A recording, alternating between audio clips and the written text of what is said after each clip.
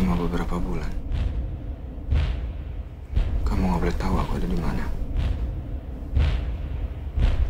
Dan aku nggak boleh dekat kamu. O filme de 2014, The Raid 2, o Raid 2, é o melhor filme de ação de sempre.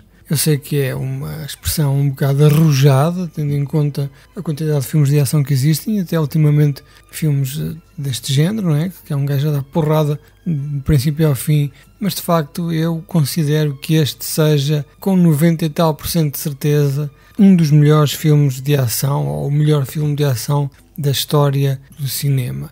Ele vem realizado por Gareth Evans, que é um jovem do país de Gales, que não sei porquê vive na Indonésia e lá criou uma tradição de filmes de porrada. Começou com o Raid, que foi um filme que terá estreado em 2011, que é muito parecido com aquele Dredd que nós tanto amamos e que nunca teve nenhuma continuação. Basicamente, neste primeiro Raid, o nosso personagem principal é um tal de Rama, interpretado por Iko Uwais, que de lá para cá tem entrado aqui em Star Wars, em Expendables, em montes de filmes americanos. Já ganhou um certo estatuto naquilo que é o cinema de ação. É uma espécie de Jackie Chan que veio da Indonésia para a América.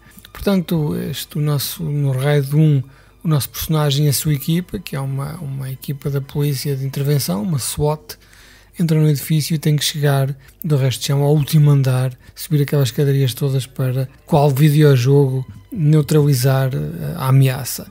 Em Raid 2 temos um filme que não é em nada parecido com o outro, em estrutura, em lógica, que terá sido até um filme que não estava diretamente relacionado ao primeiro. Gareth Evans foi então avançar para o seu novo filme, que era para ser um filme diferente, com o mesmo ator principal, e disseram-lhe: podemos fazer o seguinte, colocamos o teu personagem, em vez de ser apenas um bandido, não é?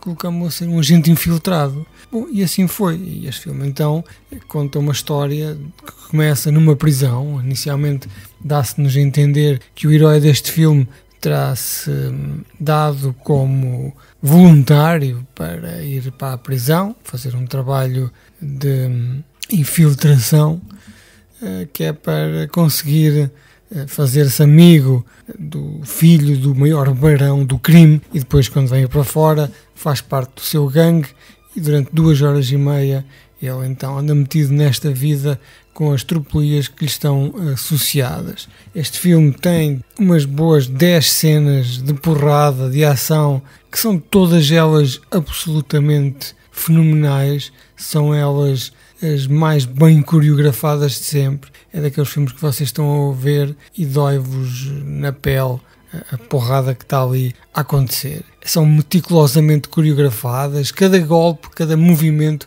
é executado com precisão. O Gareth Evans faz estas cenas todas, grava-as todas primeiro num ginásio e depois replica exatamente no filme aquilo que foi feito no ginásio. É impressionante, é verdadeiramente impressionante esta cinematografia e esta coreografia, que acrescenta aqui uma qualidade visceral, fazendo com que se sinta cada vez mais o impacto. Esta cinematografia dos espaços sujos, das paredes sujas, dos salões sumptuosos, toda a maneira como este filme é filmado, dá-nos a ideia de que é uma obra superior de um país que não é provavelmente a que vem à nossa cabeça como tendo a melhor tradição do cinema. É uma obra superior de um país que coloca Hollywood na cadeira da vergonha, porque de facto não há nada que se pareça com isto em Hollywood. É verdade que é super violento, é hiper violento, e na América existe um certo conservadorismo, até porque não querem afastar público das salas e sabem que quanto mais neutro, quanto mais o filme for, mais gente vem.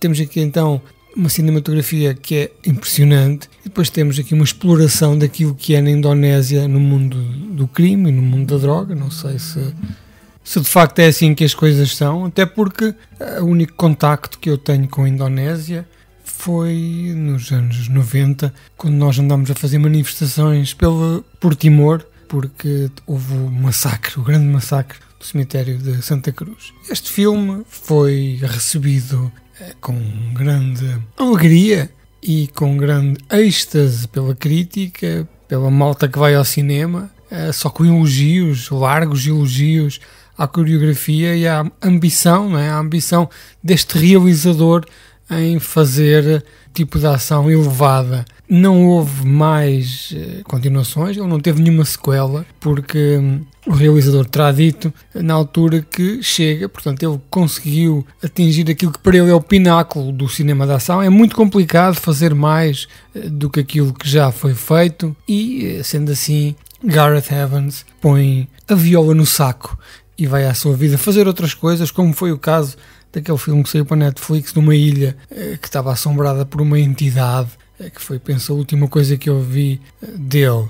Dentro do género da ação, e foi uma coisa que inicialmente me afastou um bocado, é um filme que tem uma duração invulgar. Ele dura 2 horas e meia, e quando nós pensamos nisso, dá logo aquela diarreiazinha instantânea do sofrimento no sofá, mas acontece que não se nota o passar deste filme, porque isto, como disse há bocado, são, 10 cenas de ação, todas colocadas uma após outras, em que, como tenho dito até agora, a coreografia é impressionante, as lutas, a maneira como eles caem no chão, a maneira como os duplos parece que se partem todos a cada cena, e depois há sempre um detalhe, uma espécie de uma pontuação, uma espécie de uma característica de personalização das cenas por este realizador, e também certamente que terá uma equipa de coreógrafos que são em grande parte responsáveis por esta qualidade de porrada que se vê neste filme,